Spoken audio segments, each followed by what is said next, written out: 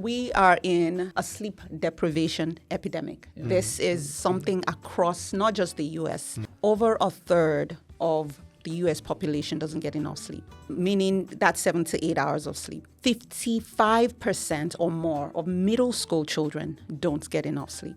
What an important topic. Thank you so much for joining us today. Such a good reason, that restful deep sleep, the science behind sleep and emotional regulation in children particularly, importance of sleep early on, 0 to 7, and the habits that, need to be ingrained in children, both in parents that are guiding their children, but in children from an emotional and a behavioral perspective. It's just so important. And now we know, sleep is not just important for behavior, for growth, for mental development, but also for the immune system. It affects everything. It affects how we operate, how a child grows and develops. If we look at just the sort of mental associations with disturbed sleep, we look at these numbers where, 1 in 9 children have been diagnosed with ADHD. 80% of children with ADHD have at least one sort of co-occurring psychological disorder as well. It's not just affecting them in one way, it's affecting them in several ways. And sleep is not a passive process, because most people think that sleep is just this time when we rest and nothing is happening. The most incredible thing is happening.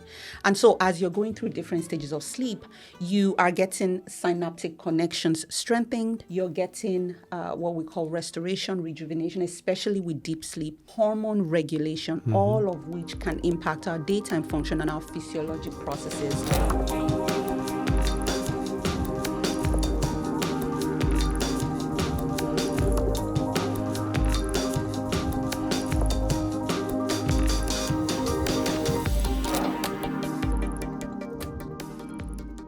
And today we're very pleased and welcome Dr. Brown, medical what a doctor. Great to have you here. Thank you. Dr. Brown is a board-certified pediatric and adult sleep physician, speaker, and educator, dedicated to helping families establish healthy sleep habits. As the founder of The Restful Sleep Place, she provides concierge sleep solutions for children and adults, focusing on holistic, evidence-based approaches to sleep health. She's also the author of Beyond Tired, a sleep physician's guide to solving your child's sleep problems for good, which offers science-backed strategies to help children develop optimal sleep patterns for life. Her work has been featured in national media, and she is a sought-after speaker on the connection between sleep, behavior, and cognitive development. With her warm, engaging style and practical approach, Dr. Brown empowers parents with the tools they need to ensure their children thrive through the power of restorative sleep, which is the most important thing for all of us. Welcome. What an important topic. Thank you so much for joining us today. Yeah. It is such a pleasure. We're going to go through, why sleep is a biological necessity. It's a buzz term of the day for such a good reason, that restful deep sleep, the science behind sleep and emotional regulation in children particularly, and a lot of the top mistakes parents make, because there's a lot that they're making. So the importance of sleep early on, 0 to 7, and the habits that, need to be ingrained in children, both in parents that are guiding their children, but in children from an emotional and a behavioral perspective. It's just so important. Absolutely. So today we're going to focus in on this, do a deep dive on one of the most overlooked yet crucial aspects of childhood development, sleep. So how much sleep do children need? How much should they get? What's the optimal? And how do sleep struggles impact their growth and development? Yeah, practical. That's what we're about at the first 7 years. You're going to get a lot of science, evidence-based strategies for helping kids develop these healthy habits. And we'll bust some myths, hopefully, with Dr. Brown along the way, because let's be honest, there's a lot of misinformation out there. A lot of people that are thinking they're doing the right thing, but for the wrong reason, or maybe the wrong thing for the right reason, but we're going to figure it all out. First, as we normally do on the first 7 years, we're going to talk about Dr. Murray's focus on what is trending in his world as a naturopathic doctor, pediatrician, sleep stats throughout the USA. What's going on, Doc? So this really puts in perspective how important this is and what a big issue it is, in the US, not just in the US, obviously everywhere else. But if we look, these are the latest numbers. So 20 to 31% of children suffering from some sort of difficulty with sleep. So that's almost a third, 1 in 3 children. Wow. Imagine. And now we know, sleep is not just important for behavior, for growth, for mental development, but also for the immune system. So it affects everything. It affects how we operate, how a child grows and develops. If we look at just the sort of mental associations with disturbed sleep, we look at these numbers where, 1 in 9 children have been diagnosed with ADHD. 80% of children with ADHD have at least one sort of co-occurring psychological disorder as well. So it's not just affecting them in one way, it's affecting them in several ways. 10% of children, so 1 in 10, diagnosed with anxiety. 7%, almost 1 in 10, diagnosed with behavioral disorders. So in functional medicine, we like looking at root causes. And root cause of many of these disorders is sleep, lack of. And then again, here, just looking at not affecting children just psychologically, but also their immune system. And how important sleep is for the immune system to sort of reboot, reset itself overnight. So this is where we start. I just wanted to frame it. That was a little segment we call Preaching to the Choir. And now over to Dr. Brown, as an expert, just like starting there. I mean, you're a triple board certified sleep doc, essentially, and you've written the book. I love this quote, by the way. On a mission to help parents and their children prioritize sleep to achieve their optimal health and live to their fullest potential. I mean, without sleep, we don't function. I mean, within the first, I believe, lack of 3 or 4 hours, we start to really decline, no matter what the age, right? Absolutely. What inspired you to start in this field in the first place? I really would say, just my own journey to start off. I'm a mom of 2. And even as a physician, I just assumed we would figure these things out. The kids would get it. And I could tell right away how poor sleep was impacting not just my children in terms of growth and being able to thrive, but also my own parenting, my own relationships. Because a lot of times, sometimes we focus on the kids, but the impact it has on parents is pretty profound. Right. And so realizing that when patients would come into my practice for whatever, whether it's a toothache or an ingrown toenail, I could right away start to see how poor sleep had some role or the other. And so with me going through my own journey with insomnia and sleep deprivation, having kids who were not sleeping, I just knew I needed to make this a mission and really navigating all of that. And so it was, and then seeing, once I got my training at Penn, seeing how understanding the science of sleep and helping people optimize sleep, how it could change lives. It was, it's kind of that thing you see and you cannot unsee. And so that was really what fueled my passion and still continues to do so. Well, thank goodness you did, because you're about to help a lot of people. So thank you. Are we all beyond tired? I mean, the book, A Sleep Physician's Guide to Slowing Your Child's Sleep Problems for Good. Clearly you wrote the book on that, but are we all, parents, children alike, beyond tired? We are in a sleep deprivation epidemic. This is something across not just the U.S. I mean, the data is slightly older now, but the CDC had this. And we also have the National Sleep Foundation that releases some of these metrics from time to time. Over a third of the U.S. population doesn't get enough sleep, meaning that's 7 to 8 hours of sleep. 55% or more of middle school children don't get enough sleep. Wow. 75% of high schoolers do not get enough sleep. Our toddlers, the younger children, some people come and just think, 8 hours in a toddler might be enough. So it's a combination of the inability and then not being aware of just how impactful this is and how important this is. Yeah. Understanding how important sleep is for both mother and baby, and even during pregnancy. Let's start there during pregnancy. How does a mother get great sleep throughout pregnancy? Yeah, that's a good point. No, that's a great question. And with the hormonal changes in pregnancy, and then as the baby starts to, grow towards the end of pregnancy, we will see changes in trends. I think one of the most important things to start to establish, regardless of what's going on, is ensuring healthy routines, even as the mother. Because when we already have that as a foundation, it's much easier to teach our children this. So, as you think about what does that look like to wind down, what does that look like to have a bath, and what does that look like to have a regular sleep schedule, a regular sleep wake schedule. Those are fundamentals as a mother that you can start to establish for yourself, and then it makes it much easier to be able to teach your child those skills as well. Great. If I may, can I, because a lot of folks don't understand the very premise of sleep architecture. Again, no matter where you're at, pregnant woman in her third trimester, or you're a newborn, or you're an adult, I get it. We all have to. But what does it mean to sleep? And by the way, why do humans even need it? Can we start right at the top? Absolutely. That's a great question. So sleep is not just a cure for sleepiness. It's not just what you do at the end of the day. And sleep is not a passive process, because most people think that sleep is just this time when we rest and nothing is happening. The most incredible thing is happening. And so as you're going through different stages of sleep, you are getting synaptic connections strengthened. You're getting what we call restoration, rejuvenation, especially with deep sleep, hormone regulation, all of which can impact our daytime function and our physiologic processes.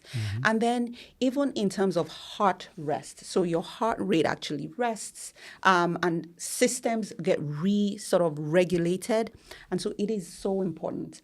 And another thing I would say is our mental health. So cognitive processes, emotion regulation, all those things occur during sleep. And right away, you will see some of these changes, memory consolidation, and you will start to see those deficits within even a day of not sleeping So well. pushing the big red reset button, but not because we just want to go from tired to not tired, but because, as you put it, all these physiological processes, the whole resetting of our endocrinology, our hormones, our mental acuity, our sharpness, our focus, concentration, Immune system. our immune system, as you were describing earlier on, is all at play. You know what this reminds me of? This concept of, our children, we have legal limits to drinking alcohol, and that doesn't start until 21. You're at least not supposed to. They feel it's different in Europe. But nonetheless, it reminds me of this concept that being awake for 17 hours or more is the equivalent to having a blood alcohol level of 0.05%. I mean, that's nearing up on the legal limit to drive. So we are in serious cognitive dysfunction already at 17 hours awake. That's unbelievable. Yeah, absolutely. So mom makes it through pregnancy. She figured out how to sleep, relax, take a bath, go to bed, get a schedule going, which I'm sure is also impacting the baby in utero. Absolutely. To some degree. So that first year, and in terms of establishing the baby's pattern, what's your advice? So start routines early. I mean, most people will say, well, the newborn doesn't really have a circadian rhythm, right? They don't have a set circadian rhythm. They don't have the full production of melatonin that helps them to recognize the sleep-wake cycle. But they can actually have external cues that can help them to start to mimic what a circadian rhythm would look like. And again, this is where routines will come into place. So having, even with that newborn period, whether it is doing a massage at bedtime, changing them into their pajamas, and then singing a song, setting them up like that, learning their sleep-wake cues. And this is where many times, especially within the first 3 months or so, you tend to see that children or newborns sleep in bursts. But if you can get them to sleep long stretches, you're setting them up really well. So recognizing what their sleep-wake cues are. Some of them will start to rub their eyes. Some of them will start to look away. All those things will help you to establish when to put them down and how to gradually increase the duration of time they're sleeping. And then another thing would be the environment. You want to make sure the environment is conducive for sleep. Right. So ensuring that the room is cool, it is dark, it is noise-free when they're sleeping. And when they're awake, it's okay to take them outside. It's okay to go for walks. It's okay to walk around the house and make a little bit of noise. So they start to recognize this. And as they get older, they will start to learn, these right habits. Okay. And then something else I always like to talk about is recognizing developmental stages, right? Most people talk about sleep regressions. I'm not a fan of that term because they're not necessarily regressing. They're going through spurts. They're going through developmental Different phases, phase, right? yeah. That doesn't mean it's a regression. It just manifests in maybe some sleep challenges. So when we reframe like that, it really helps parents feel less frustrated. So I think this is really, really important.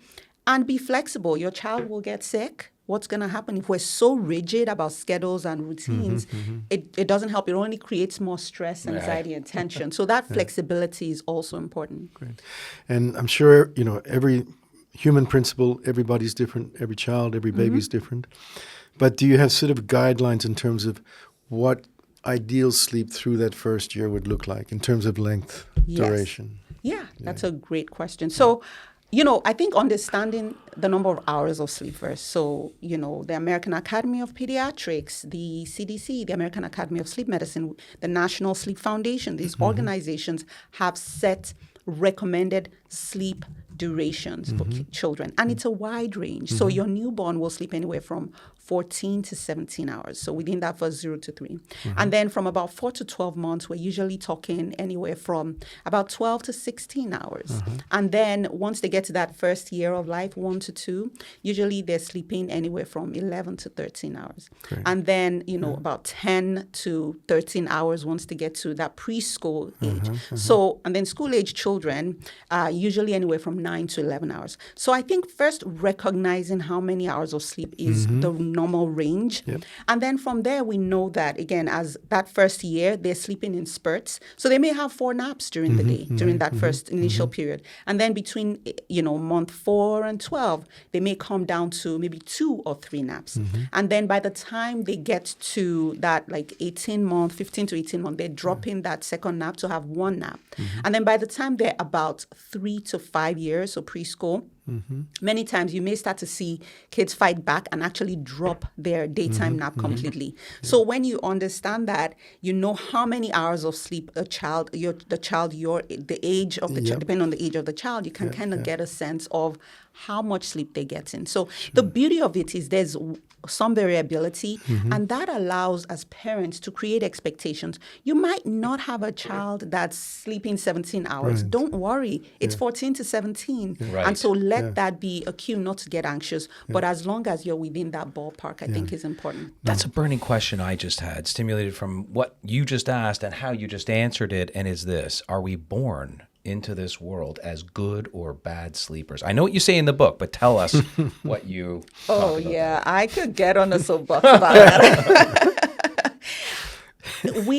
Our sleep patterns do not define us. So these are things I hear. I'm a bad sleeper. My child is a bad sleeper. My mom said she's a bad sleeper. I'm an insomniac. Those are identities we do not want to take. So I usually like the thought of, well, I have a child that maybe has some sleep struggles, right? Or I have some sleep struggles. So when we cease from labeling in that way, it is actually pretty empowering, especially when you want to get a buy-in around intervention. Because if you label yourself as a bad sleeper, automatically when I provide you with a customized plan, you're already resistant because you're like, well, it doesn't work for people like me, and I think that is not fair. That being said, there are genetically short sleepers, and they're genetically long sleepers. And then when we talk about sleep itself, we talk about what we call our sleep chronotype, which really speaks to about how much time, when are you more likely to fall asleep? When are you more likely to wake up? So we have some people who are night owls and some people who are early birds, and then many of us are somewhere in the middle. So depending on where you are, depending on where you fall when it comes to your chronotype and your genetic inclination, you might be absolutely normal. But because your community has a different definition, that now makes you define your current situation or your child's situation as abnormal. Got it. So are there cues we can discover in our children early on to determine whether they're night owls or, and thereby appease that? A few things you would say. I mean, usually for most children, they tend to be the way it works just physiologically and with the way melatonin production is released. Most children, right? We're not talking, maybe children with neurodiverse conditions and things like that, which is a little bit of a different entity. Most children tend to be morning larks, meaning that physiologically they naturally go to bed a little bit earlier and then they wake up earlier. Then as they get into more of the, pre-adolescent, adolescent stage, there's a gradual shift and a delay in melatonin production, and they physiologically start to be more like the night owls. And then within somewhere around, the 20s, we sort of come back to shift in the middle. But there are people on both extremes. So it becomes that bell-shaped curve, right? So here are a few things that I use to just empower families around approaching that question. What's your child like when they wake up? What does that look like? How do they feel? Are they tired? Are they irritable? Do they have bags under their eyes?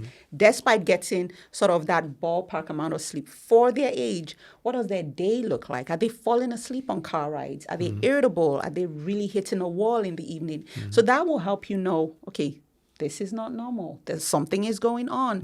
Versus this child wakes up bushy-eyed and, bright-eyed on and their all schedule. that. So you have to look at all those other parameters to tell. But I think those cues will help you to figure out, is there a problem with sleep quantity? So we've talked a lot about sleep quantity. But is there something wrong with their sleep quality? Do they have disruptions in the sleep quality? Or is there something wrong with the timing? Are we trying to force this child who maybe does not naturally feel sleepy at 6:30? We're trying to get them to bed at 6:30. Maybe naturally they want more of a 7:30 bedtime. So those are things that we need to take into consideration. That's great. And then you mentioned melatonin. So when does that melatonin production fully kick in? Yeah? So typically, usually anywhere from that, 3 to 4 months is when you start to get a more regular, consistent production, right? And so you will start to hear children sleeping maybe longer stretches at night around that time. And some, you might be even lucky enough to have a child that's sleeping through the night. So usually around then is when you start to get that. By the first year, they're really fully established. And there are other things, there are few things that might disrupt that melatonin production. The environment. So is it light out and they're going to bed when it's still very bright out? Is there noise? Are there things like that? Meal times, if their meal times are not regular, some of those things could cause shifts in their circadian rhythm. And this is what you were mentioning earlier. I mean, as we shift to adolescence, a little outside the scope of the first 7 years, but a normal child, this is that sleep phase, delayed sleep phase of adolescence. And if we, juxtaposed even as we're entering into our 50s and 60s here, this advanced phase sleep disorder that we experience as seniors, we're now going back to what we did as children, going to bed earlier and waking up earlier in some cases. I heard you mention earlier, and I got to pick your brain on this because I know this is the burning question of a lot of parents at home, no matter what the age of their children. Sleep hygiene. It's become sort of a medical buzz term for a really good reason. I heard you say cool, dark. Let's open that up a little bit more, especially in context of the first few years. How does this nursery need to look and feel? Yeah. Oh, that's great. Now, when it comes, first of all, even the sleep hygiene, it's definitely a buzz term. And it's essentially healthy sleep practices that can optimize sleep quality. And again, you could start from the newborn period to establish healthy sleep habits. So from the environment is a big one. That cool temperature, usually recommendations are anywhere from about 65 to about 72 degrees. Again, depending on what's going on within the household, right? Some children need it a little bit warmer. Some children need it a bit cooler. The goal is that bedroom environment needs to be cooler than the rest of the house. So whatever that looks like. The noise factor is huge because fluctuations in the intensity of noise, traffic going, dishwasher running, people yelling downstairs will cause inflections and will contribute to arousals in a child's sleep. So using like a white noise machine or something that just masks or creates almost like a noise bubble for that. And that's not detrimental to their ears in any way. No, I would say as long as you're keeping it, usually we'll say less than 50 decibels. So this is really important. So nothing too loud and intense, just enough to block or to mask whatever external sounds are coming up. And then another thing is we talked about light, the room needs to be dark. Now, when we have a room where you have the night light going, you have, maybe there's an air purifier or things, even those little blue sources, those sources of light can be disruptive to a child's sleep. And the reason why I bring that up is many times as children as they get older, within even that first year, parents may say, well, my child is waking up more at 4 a.m. Why are they waking up at 4 a.m. or 5 a.m.? The thing is that we're cycling through sleep. And so when you get towards the latter end of the night, sometimes the stage of sleep you're in, it's usually more, you get more REM sleep around then as you get older. And during that stage, it's actually pretty active sleep. So external factors seem to play a role. And so that's one of the first things I tell families is, do you have blackout curtains? Is there light creeping in from the sides of their door? Those kind of things are really important. So those are just some basic ones you want to start with. And of course, the bed needs to be, comfortable. We usually will recommend the AAP recommendations on healthy sleep environment. So that's the ABCs. A child needs to sleep alone, that's A, on their backs, that's the B part, in their crib or bassinet, right? And free of drugs, so smoking and things like that. What that does is it promotes healthy sleep and also decreases the risk of SIDS, sudden infant death. I was just about to ask you about that. Were you going to do the same? Just because I know it's the burning question. Within your scope and ability to sort of get into that a little bit, what's the best way to sort of be proactive in? First of all, what is SIDS, and is there anything parents can do to hopefully, prevent that outcome? Yeah. SIDS is sudden infant death syndrome, and some people will say sudden unexpected infant death syndrome. This is a very fatal phenomenon, really sad. Probably in the 70s, there was a higher prevalence of it. With a lot of the initiatives, the Back to Sleep campaign, it has dropped the rate astronomically. And this is why we continue to emphasize that children should sleep again alone, because co-sleeping, this is where the co-sleeping issue comes up a lot, is you have a mom who just had a baby. She's exhausted. She's sleep deprived. She has so many hormonal changes. She's probably still working on some of the, the baby weight and all of that. So remember what you said. Being sleep deprived by 17 hours is close to the tipping point for being legally drunk by the time you're at 17. And now you have a very small infant with no neck control laying next to you, and you fall asleep. And that is a recipe for disaster. And so this is something that I just stand by. No matter what, within the first few months of life, it is so critical. And sleeping on their backs. Why? Because they do not have neck control. Developmentally, if they were to have their faces shift into the bed, they cannot move it. They don't. They have a lower arousability. And so that is also something that we push for. And then sleeping in a crib or bassinet. And the crib should be firm, free of any beddings and all the stuffed animals and the blankets and things like that. Again, to reduce the risk of suffocation. As a physician, I have seen one and being involved in, you just need that one to say it is not even worth it. And so bassinet is fine, a crib is fine, and really following those guidelines. Other things like drug use, there's been a higher risk of SIDS with tobacco, smoking, and things. So you really want to minimize any exposure to tobacco. There's some newborns who are more at risk. Prematurity is a risk factor as well. So really just adhering to ensuring they get, their vaccines, ensuring that, people around them, taking care of them, get their vaccines, and things like that are also some preventive strategies. Very Amazing. Good. Very good. Such an important understanding. And let's just draw off on the inspiration for a moment here, Doc, of the first 7 years, because, the reason we're talking with Dr. Brown today on the concept and topic of why sleep is so critical is what inspired you really to get the message out there. And that is, in this context of newborn that we're discussing, but really the first 7 years, brain development. Tell us about this and why. I mean, this really goes back to why we call this the first 7 years. I mean, we understand, by 7 years of age, from birth to 7, the child's brain has grown 95% of the adult size. So those first 7 years, we've pretty much built our hardware of the most important organ. Anything that happens through that time developmentally is going to affect how that brain develops, how it's going to function for the rest of their life. So perhaps that can lead us into, what is happening neurodevelopmentally in the brain during those first few years. So that is so true. 95%. It's incredible. Yeah. So during sleep, you have quite a wide variety of things going on, right? We talked about the synaptic processes going on. We talk about emotion regulation as well, especially during REM sleep. Yeah, they have emotion regulation. They have executive function development. During deep sleep, we're usually talking about memory consolidation, learning new skills, being able to process emotions. So all those things are skills that they're learning right from that age.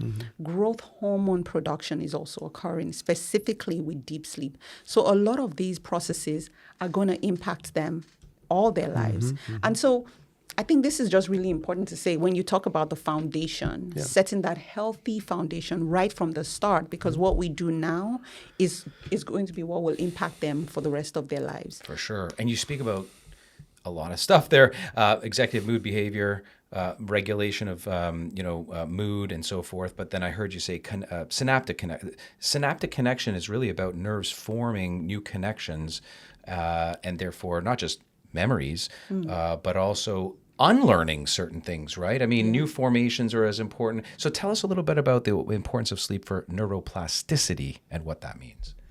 Without adequate sleep, you really don't get that brain pruning, Right. right? And so that is just so critical. It is so important. So during sleep, during the different, specifically, you're going through different stages. You're going through light sleep, which is stage 1, we call it, and stage 2.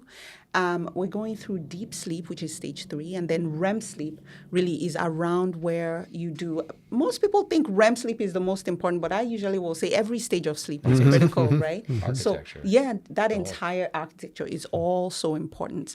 And so these processes, and, when it comes to sleep itself, it's interestingly enough, this is something we've done the entirety of our lives, but we're really discovering more and more research around it. And not one thing that was recent, not we, but within the sleep community discovered was the way these processes work.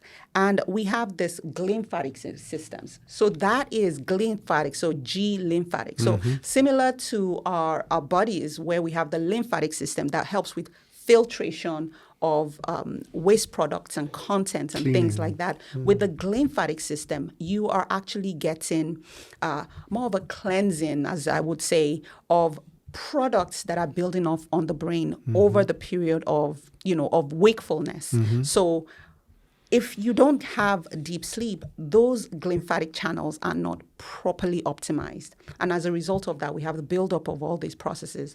And some of the products on there this is fantastic. Some of the products on there are things like beta amyloid, for instance. I mean, we've seen more of research on this more in adults, but we can only extrapolate to say that it's definitely impacting children as well significantly. So when we talk about memory problems, when we talk about, potential development of Alzheimer's and things like that, these are products on the surface of the brains of people that have this condition that can contribute to it. Absolutely. What are some of those additional things? I mean, you talk a lot about this in your lectures of the first 7 years. I've heard it. What are those things that are blocking or even impeding the ability of the child's, brain detox pathways? Sure. So a little bit before we went looking at microbiome, so I'll bring that part into now. But understanding the gut-brain connection, so the microbiome here is actually producing a lot of those neurotransmitters that the brain functions on.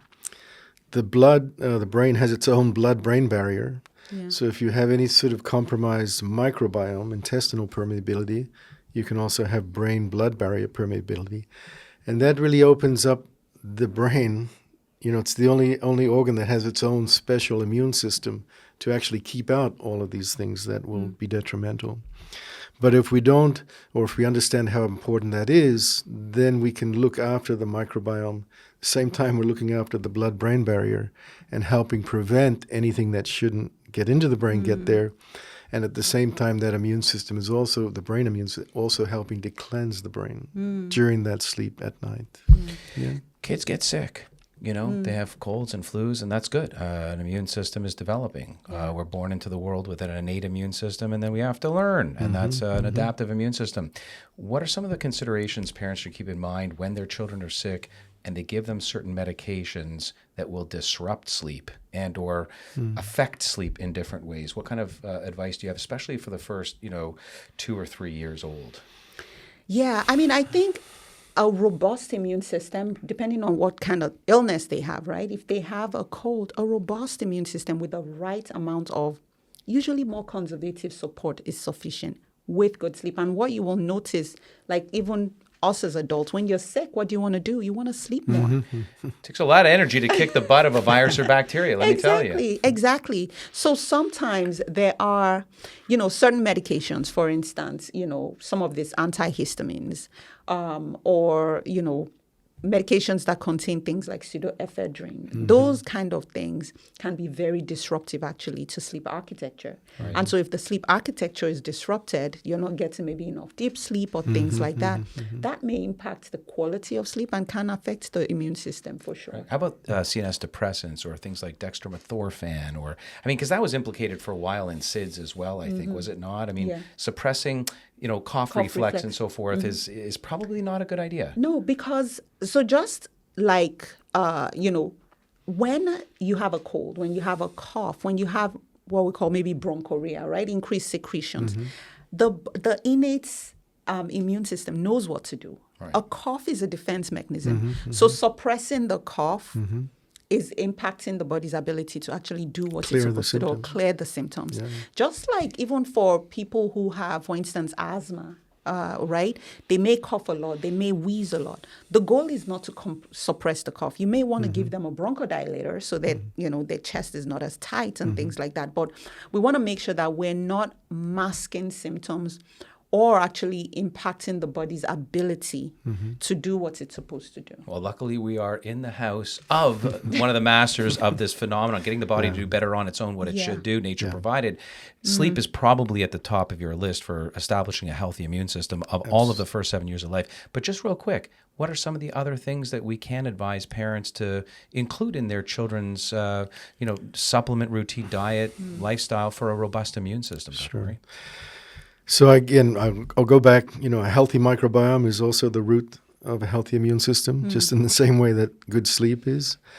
In terms of what we can give externally to help the immune system, and for infants, normally I would recommend after a baby starts eating solid foods, they can actually start supplementing if the parent chooses to. But obviously, number one for the immune system, this has been from the time of Linus Pauling, vitamin C. Number one, antioxidant immune protection. And then you have other things like, the colostrum. If a child's immune system isn't developing properly, you can use the colostrum to help encourage that. Or maybe they missed out on the colostrum at the beginning of life.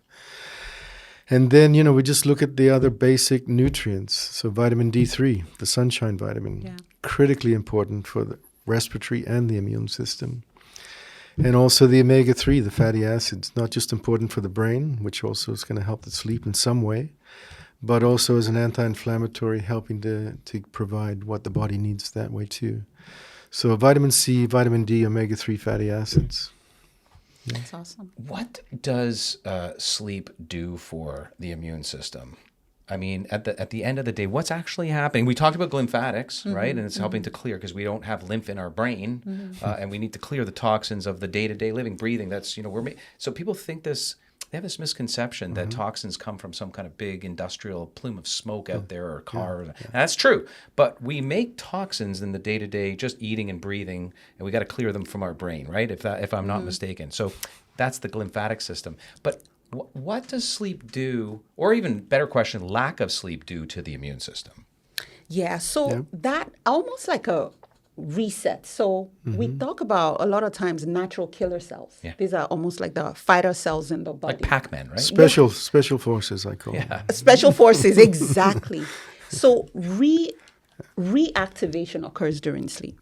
So when we don't get enough sleep, we lose that ability. And then that makes them, essentially, when these foreign agents come in, they really just are not equipped to provide that defense mechanism. And I would say that would be sort of the fundamental to start with. And, there's also mechanisms now, I mean, maybe not so much in children. I don't know that there's literature in that showing that these same defense mechanisms impacts adults and puts them at risk for certain cancers too. So it's a whole wide range of things that can go wrong. The ever so infamous natural killer cell, the Pac-Man or your special forces. I mean, this guy here, in the tune of trillions of cells in our body, or maybe hundreds of billions at least, is really non-discriminatory, right? I mean, anything that sort of comes into the face, if you will, you know, of a child, newborn or 7, all the way through to 7. These guys have to activate. And the reason I'm touching on this, it's important for this conversation. There's been this overly popularized notion in natural medicine called boosting the immune system. And I think there's controversy whether it doesn't have to be. Because when we speak of boosting the immune system, I think one part of what we're talking about is actually just increasing the activity of the natural killer cell, right? How, again, can we, through sleep and through diet, supplementation, lifestyle, and so forth, here's the question. Are we boosting this natural killer cell activity, or is it just some phenomenon that we're deluded for? No, I think it's, that old saying that if you just keep the obstructions out of the way, the body will work perfectly, including the natural killer cells by themselves. So, number one, reduce any obstruction, which includes lack of sleep, obviously. And then, in terms of the immune system, other parts of it. But I don't think we want to boost the immune system. I think we want to regulate it and keep it regulated. So then all of those different aspects, the innate, the adaptive, are all functioning together at the same time. Yeah. Immunomodulation, right? Maybe another buzz term of the day for a good reason, but immunomodulation. Let's fast forward to 5 years old here, and the ever so popular ADD, ADHD, hyperactivity, tantrums, misbehavior. Bridge this between sleep, optimal sleep, not just the hours you clock on the pillow, Dr. Brown, but optimal deep sleep. How does hygiene still apply here? How does, school apply, regular good diet, and all these other things apply to the mood, behavior, executive function you referred to? Yeah, in school age kids. Yeah. Children. Yeah, just even with any age, whether it's young, school age, adult. I think one of the things we know is that sleep deprivation impacts the prefrontal cortex. So that will affect impulse control, decision making. Sleep deprivation affects emotion regulation by way of the amygdala. So it causes this almost like an overactivation of that amygdala, which like is a trigger, easily triggered. Exactly. Yeah. And so we may start to see impulsivity. We may start to see outbursts. We may start to see poor memory, right? We may start to see, again, poor executive function, poor decision making. And a lot of these symptoms mimic ADHD. Those are ADHD-like symptoms, right? You hear a lot about hyperactivity. They have a lot of emotional outbursts. They're impulsive. They have attention problems. They have memory problems in kids who have ADHD. But here we are in kids who have sleep deprivation, really having those same manifestations. Exact same profile. So this is what I always say, that if we have a child with ADHD-like symptoms, even on their pathway to this evaluation or diagnosis, to make sure we go by way of good sleep. Because addressing that starts there. Really, really can be really, low-hanging fruit. That's really, really where we can intervene very quickly. It's great. In functional medicine, we have this saying, look for the root cause. Treat the root cause, not the symptom, but the root cause. Yeah. And, obviously sleep is at that at the first entry point. Yeah. And so in North America, and I've heard, I've read it in your book, and I've heard you talk about it many times over. We're dealing with an obesity epidemic in young children, metabolic syndrome. They're carrying too much weight on them, and at least as it pertains to sleep, sleep architecture, or the ability to fall into deep sleep, there is a high propensity of children these days who are suffering from apnea. What is that? Talk to us a little bit about that, how to identify that in your child. Because again, we're painting the picture of this sort of child that goes to school now and they're maybe flat out falling asleep on their, let alone attention deficit, falling asleep on their desk in the worst case scenario. But at the very least, they're not as attentive or maybe not learning or memorizing as well as they should. How do we identify sleep apnea? How do we fix it? Oh, yeah. So sleep apnea is grossly underdiagnosed in children, frankly, I think, as far as I'm concerned. Yeah. while we know that the prevalence is anywhere, like you mentioned, of 1 to 5%, it depends on what data we're looking at. The most common cause in children is enlarged tonsils and adenoids, which are tissues at the back of the throat and back of the nose. Sometimes now with craniofacial development, we're seeing that also plays a role. So how their faces are formed, the kind of diet they're eating, right? A lot of times now we're eating really soft diet, which does not promote. We're not chewing. We're not chewing. Everything's in purees, right? So this is impacting, the airway of that child. And so the symptoms we see is impacts the sleep quality and will affect their day. So you can imagine, this is how I describe it to parents. Your child is going to sleep. The tissues in the back of the throat are much relaxed. Now you have tonsils that are big, that are obstructing. It's going to affect the flow of air. What is in air? It's oxygen. So what does oxygen do? Everything. So every time they go through cycles of pauses, of snoring, they're really getting interruptions in oxygen flow. And so they wake up in the morning, they're unrefreshed. Their sleep quality, their sleep is fragmented. They may not necessarily be getting into deep sleep, because every time they get into like deep sleep or REM sleep, the brain's like, Waking you back up, right? gotta breathe. I need oxygen. So now we're gonna see manifestations of that during the day. We're gonna see tiredness or irritability or excessive sleepiness. And so this is really what I say. If you have a child that's snoring, you need to and they're having these daytime problems. If they have habitual snoring, because we have other reasons why kids might snore. They might snore if they're sick, they're congested a little bit, things like that. But outside of that, when they have habitual snoring and they're having all these daytime effects, they should be evaluated. And typically the way we evaluate is with a sleep study. So a sleep study is what we call a multi-channel way of kind of assessing how much airflow they're getting, what their oxygen levels look like. And then based on that, we make a call. Do they have sleep apnea?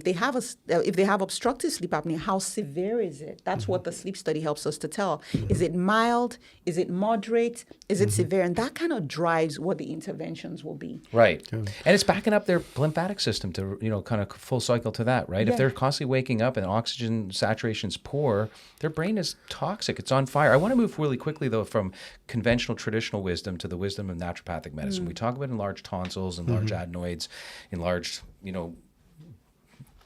signalers that basically are saying something is foreign in the body, not necessarily the environment or allergies. What is it that parents can just sort of kick out of their kids' diet to start with that may have a significant enough impact that they could all of a sudden stop snoring? What are some of those things?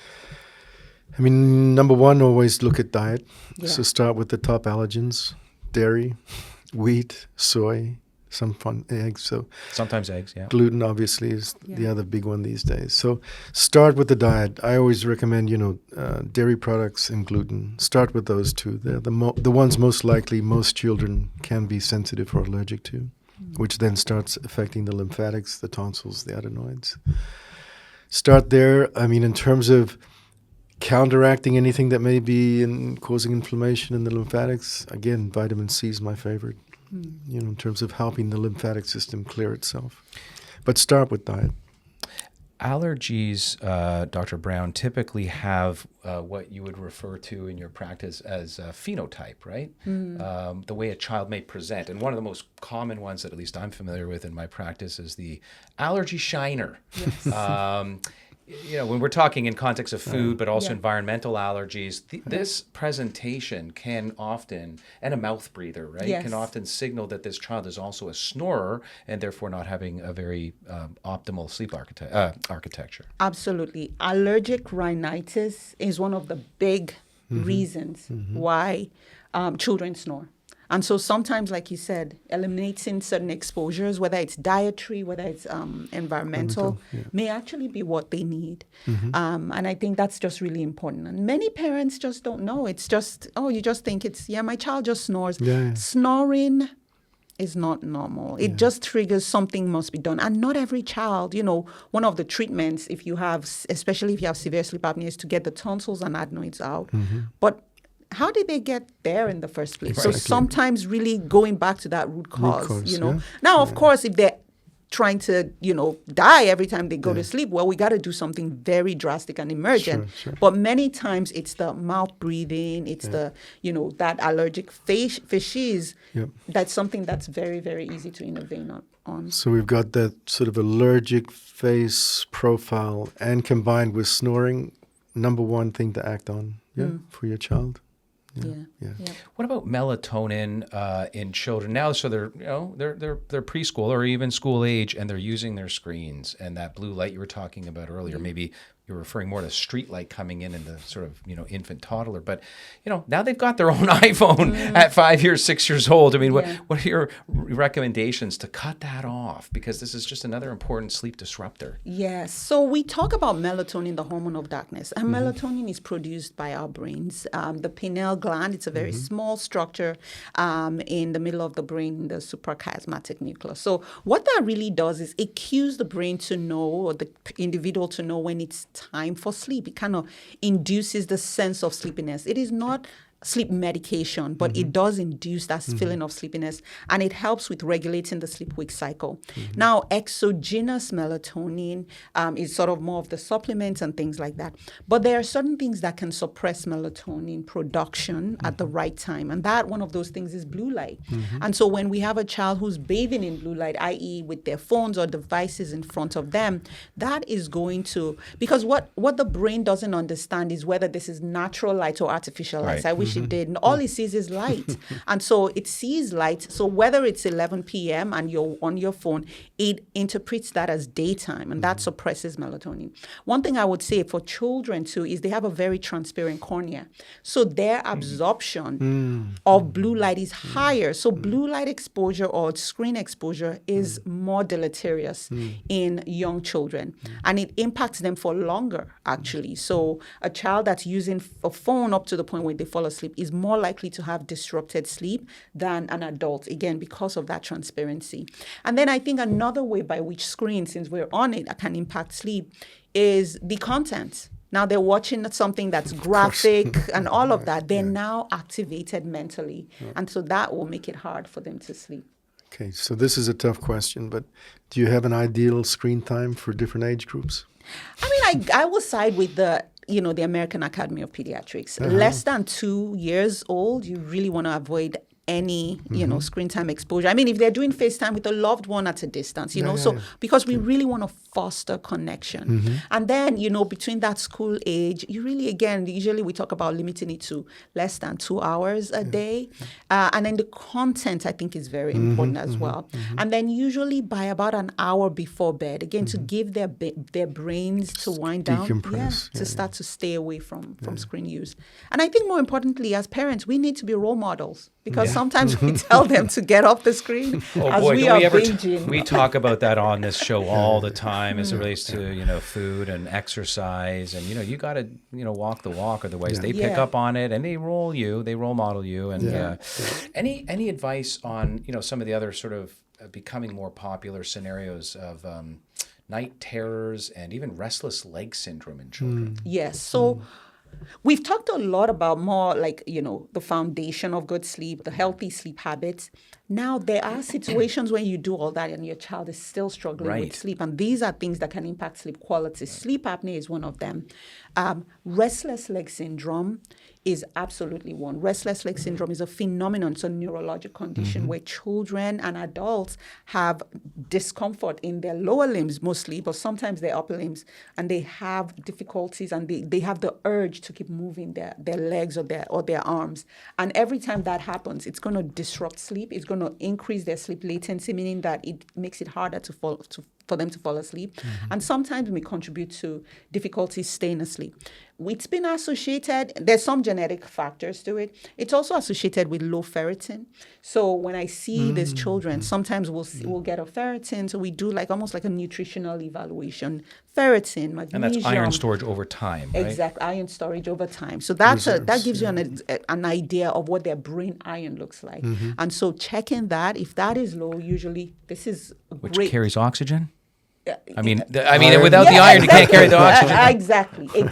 Exactly. So really supplementing it is one of the keys. In some situations, you might need medication, but when you think of a child, long term, I would rather go the natural routes than having to give them medicines for that. Look at root cause. Yeah, absolutely. I've heard you talk about this before as well. Second to maybe the iron check, the ferritin.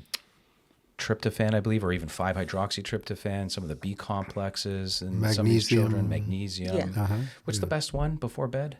Before bed? Yeah. Magnesium? Yeah. No, but is glycinate, bisglycinate, those citrate, or does it? I mean, it's whatever a kid will take. Yeah, exactly. But in terms of absorbability, the chelated ones like magnesium citrate have shown to be much, more bioavailable. So, and I think magnesium is the only nutrient that actually has the research and studies showing it helps keep asleep. Not necessarily put you to sleep, but stay asleep. Yeah. And balancing it with calcium. Again, all these things help to, create the neural synaptic connections you're talking about. Obviously, so does salt. I mean, sodium, chloride, all the electrolytes, magnesium, calcium, in order for these synapses to work in the brain and for good connections to occur. So I think those are some excellent places to start. And then any advice on the night terrors? Yes. Oh, my goodness. That tends to be very disruptive for many families. I think one thing to be aware with night terrors is understand that even though your child may look distressed, which is where typically it occurs the first third of the night, the child might seem to wake up or sit upright and really look like they're seeing something very scary. They might start to scream. They may start to sweat profusely. Sometimes they get out of bed and run, in which case we call it sleepwalking plus sleep terror. I had it. I did, not terrors, walking, sleepwalking. Well, okay. So I think the first thing is making sure there's safety. So if you have a child that's going to run, you really want to make sure there are no sharp objects. They're not going to fall off the stairs or things like that. If it happens, you want to comfort the child, but not try to wake them up. Because waking them up might actually make the episode longer. It's going to make things seem more confusing. One of the strategies we always will say, again, those healthy sleep habits, if you have a child taking caffeine, if you have a child who's sleep deprived, all those things will affect your child's ability to propel or make those symptoms worse. And then in some situations, especially if it's very predictive, again, within the first third of the night, and your child at 11 p.m. like clockwork will wake up screaming, you could do what we call preemptive awakening. So about 15 to 30 minutes before then, you just gently wake them up so that it's like you're bypassing that sleep stage so that you don't trigger it. But I will go with sleep extension first. Many children are sleep deprived. So even adding 15, 30 minutes of extra sleep sometimes will make things better. Start there. We get, this has been fascinating, by the way, and as we start to wrap up the conversation, we get a lot of social media questions from our followers, and I think this is fitting as it pertains to exactly what you just described. Never heard that before, by the way, preemptive waking.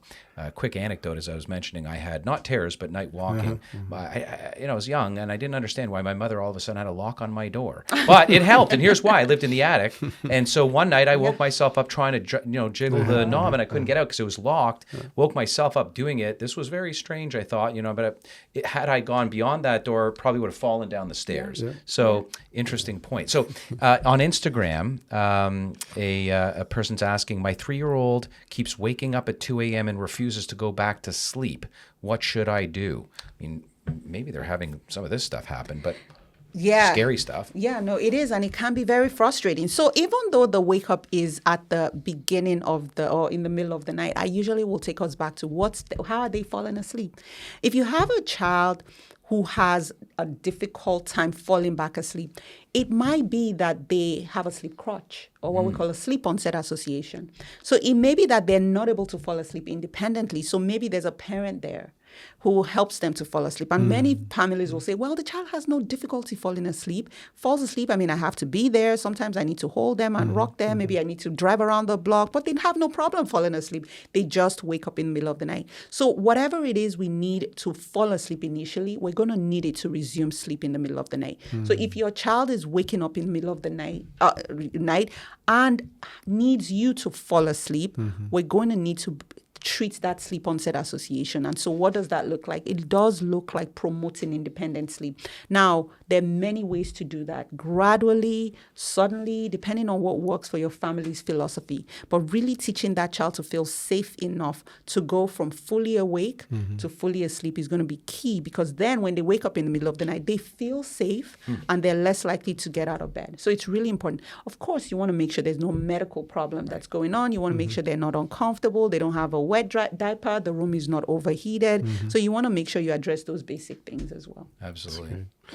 So I think we've talked about this. You've talked about it well, Dr. Brown. This is another question. Are night lights bad for kids' sleep?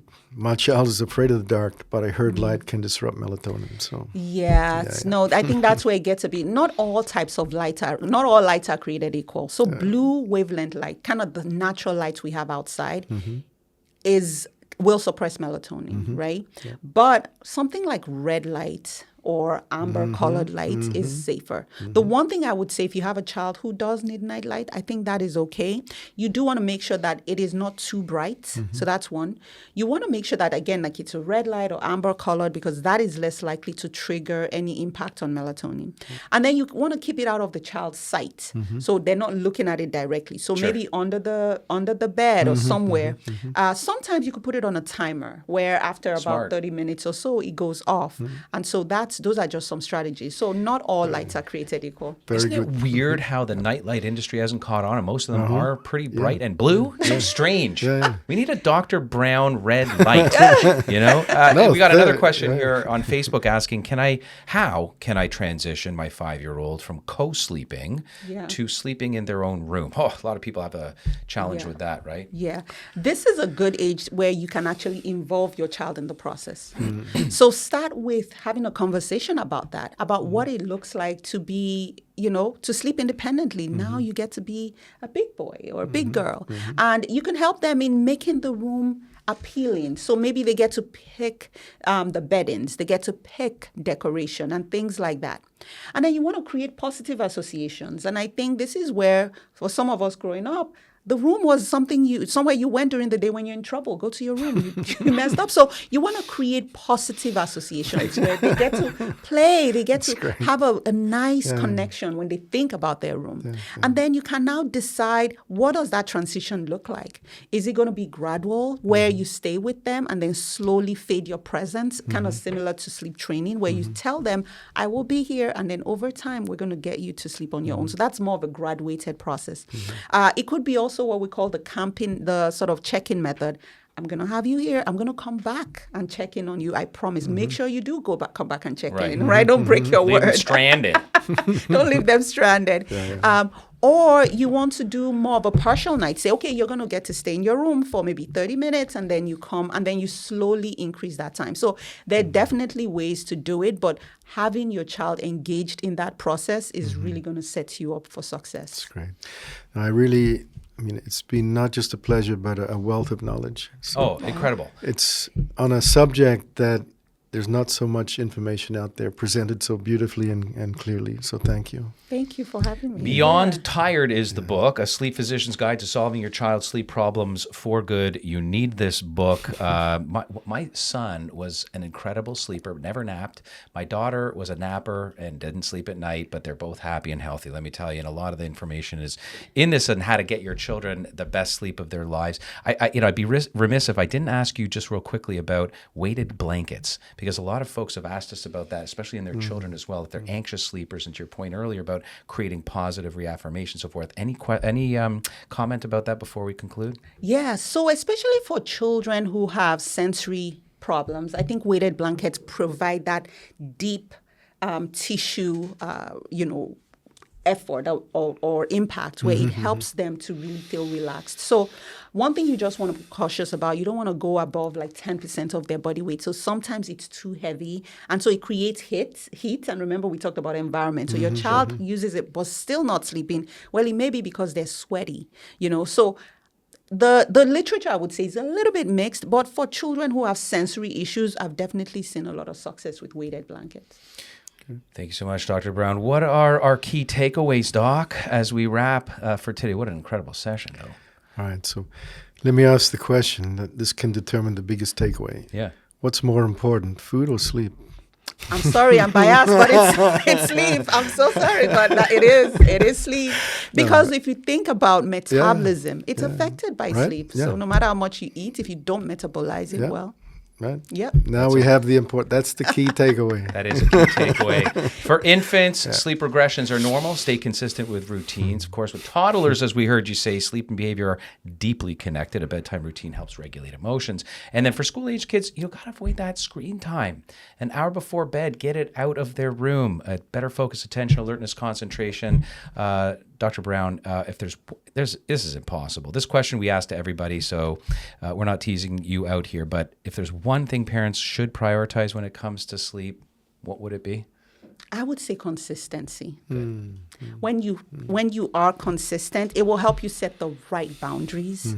It will help your children set the right boundaries, and it creates margin for you as a parent as well. So I would say the consistency. Plus, you're helping them with keeping that circadian rhythm aligned, which is critical for good sleep. And model it yourself, like we heard you say earlier. For more sleep resources, you want to visit therestfulsleepplace.com. That's everything that Dr. Brown's been talking about. It's her website, and you'll find the book there as well. And don't forget to subscribe, leave a review, and share this episode with people you love, other parents who need the sleep support themselves and for their children. Dr. Brown, it's been an honor and pleasure. Thank you so much. Thank you so much. So much. Thank you so much.